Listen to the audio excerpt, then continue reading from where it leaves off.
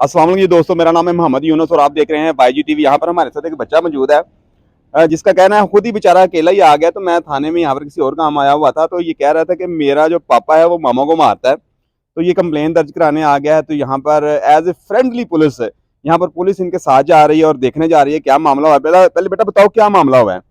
मेरी मम्मा ना बाहर जाते हैं और पापा बोलते हैं बाहर ना जाकर, नहीं तो मैंने तेरे टोटे टोटे करके ना नहर में फेंक देने हैं। अच्छा, और फिर मेरे मामा के पेट में ना थोड़े मारे थे। कब? ये कल की बात है। तो तुम आ जाए हो? हाँ, कल टाइम नहीं था ना मिला। अच्छा, क्या करते हो तुम?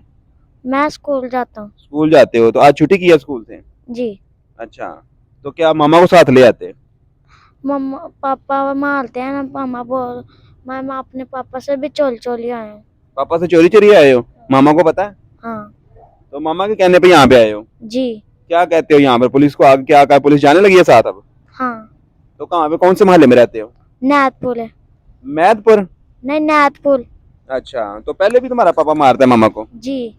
अच्छा, देखें जी ये बच्चा था छोटा सा। क्या बेटा नाम क्या है आपका? एहसन सदाकत।